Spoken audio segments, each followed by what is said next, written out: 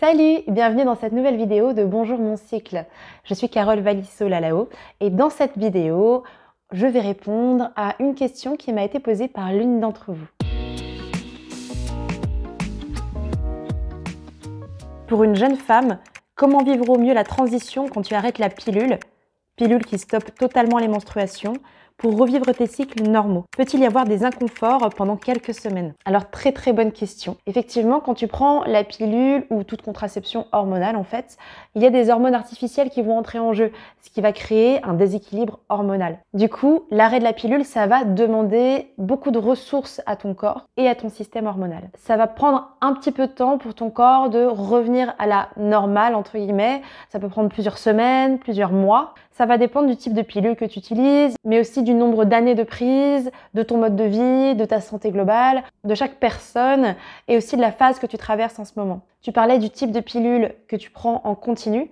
Aujourd'hui, il n'y a pas encore assez d'études qui permettent de dire qu'il y a plus ou moins d'effets selon le type de pilule que tu prends. Il y en a certaines que tu prends juste pendant 3 semaines, d'autres que tu prends en continu tout au long du mois.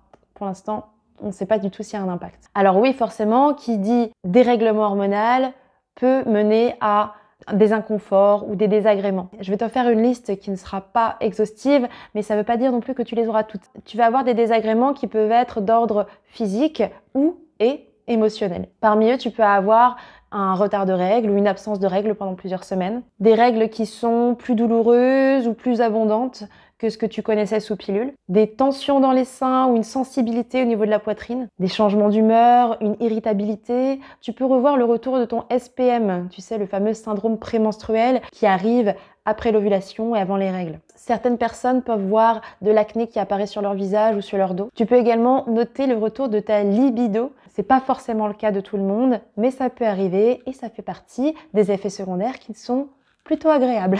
Tu peux noter que tes cheveux sont un petit peu plus gras ou bien noter que tu perds du poids par exemple. Personnellement, moi, quand j'ai arrêté la pilule, j'ai clairement vu une différence au niveau de mes règles. Quand j'étais sous pilule, j'avais presque pas de saignement.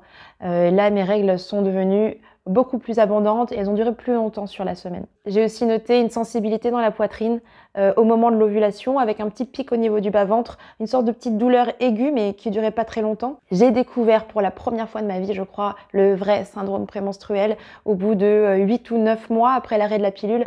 Il est arrivé comme ça, bam! J'ai eu la chance d'avoir l'arrivée de ma libido. Je ne parlerai pas de retour parce que je prenais la pilule depuis la fin de mon adolescence. Donc finalement, mon cycle n'avait même pas eu le temps d'être complètement installé que je l'ai faussé avec des hormones artificielles. Et je n'ai jamais eu la chance de connaître ma libido avant ça. Ça a été une vraie révélation au moment de l'arrêt de la pilule. Et enfin, j'ai aussi perdu un petit peu de poids, mais c'était à une période où je changeais de régime alimentaire et j'ai repris le sport aussi, donc il y avait tout ça qui a dû rentrer en compte. Donc pour résumer, ça ce sont quelques exemples des effets que tu peux avoir en arrêtant la pilule. Tu as du positif, du négatif, mais tu n'auras pas tous ces effets-là. Tu pourras en avoir d'autres potentiellement aussi. En fait, si jamais tu as connu ton cycle sans hormones avant de prendre la pilule, il y a des chances que ça ressemble à ce que tu vivais avant. Alors comment bien accueillir le retour de ton cycle après l'arrêt des hormones?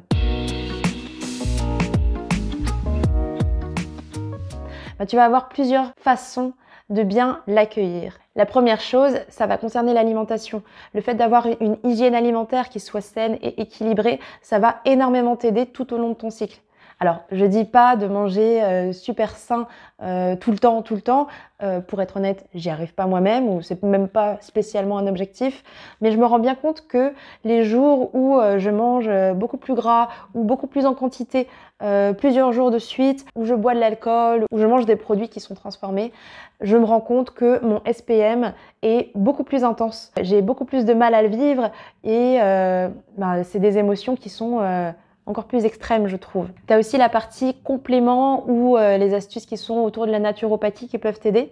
Il existe des cures de détox post-hormones que tu peux prendre pour t'aider à réguler de nouveau ton cycle et tes hormones, qui vont te permettre de combler tes éventuelles carences et faire revenir tes hormones à la normale. Moi, par exemple, quand j'ai arrêté la pilule, je me suis fait accompagner par une conseillère en naturopathie et elle m'a prescrit un complément à base d'artichaut, si je ne me trompe pas, qui me permettait de drainer mon foie parce que c'était le besoin que j'avais à ce moment-là. Ton besoin va être potentiellement différent, donc je t'invite à te faire accompagner par un ou ou une naturopathe pour savoir ce qui sera le plus adapté à ton cas à toi, à ta santé aussi. Puisqu'on parle d'équilibre hormonal, il y a aussi l'aromathérapie, donc tout ce qui est autour de l'utilisation des huiles essentielles pour t'aider dans ton bien-être, qui va pouvoir soutenir ton système hormonal. J'en parle dans l'un des épisodes de mon podcast, je t'invite à aller l'écouter. C'est super intéressant et facile à utiliser dans ton quotidien. Ensuite, tu peux avoir toute une partie de stress qui arrive avec l'arrêt de la pilule. Déjà, une explication qui peut être tangible par le fait que tout simplement tu arrêtes une contraception que tu avais l'habitude de prendre peut-être pendant plusieurs années, mais aussi, comme je le disais tout à l'heure, il y a toute la partie des émotions qui va jouer, non seulement sur la partie de la phase prémenstruelle avec le SPM par exemple, mais qui peuvent te traverser tout au long de ton cycle aussi.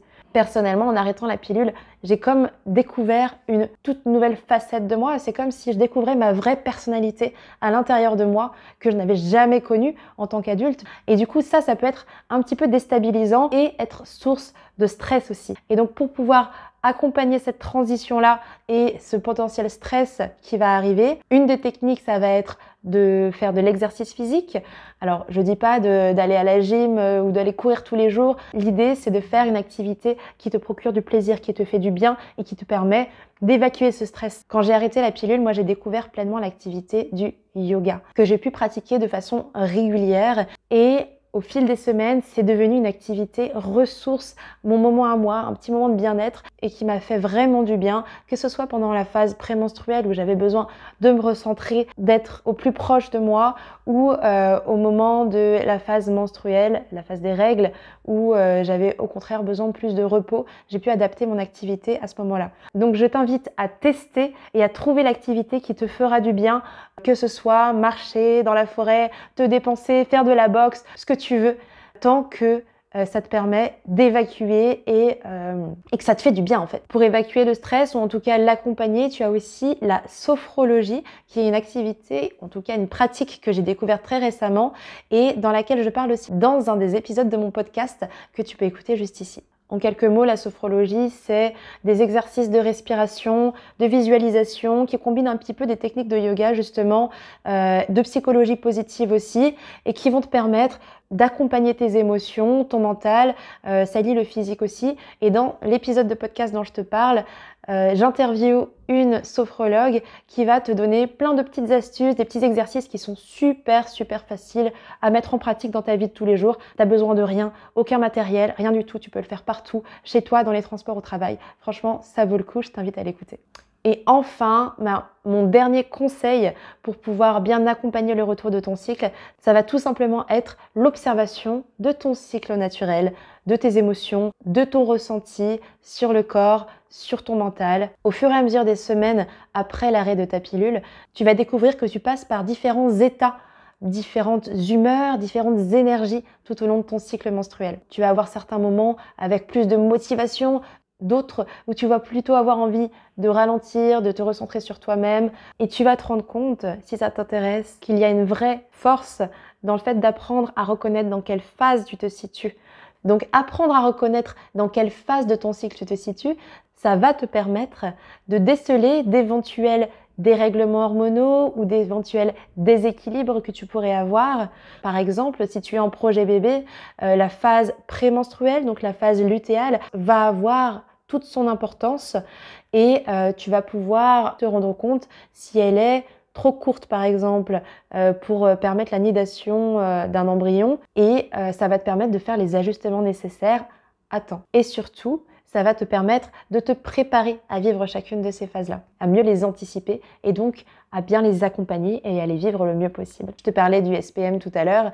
C'est l'une des périodes qui peuvent être difficiles à vivre, surtout au début, si tu n'as plus l'habitude de vivre un syndrome prémenstruel. Le fait de préparer l'arrivée de cette phase-là, de cette période, c'est un vrai atout qui va te permettre de le vivre de la meilleure des façons. J'ai également écrit un livre dans lequel tu vas pouvoir trouver plein de tips sur comment bien vivre chacune des phases de ton cycle menstruel au naturel, c'est-à-dire une fois que tu as arrêté les hormones artificielles. Ce livre, il s'appelle « Comment vivre ta meilleure vie grâce à ton cycle menstruel ».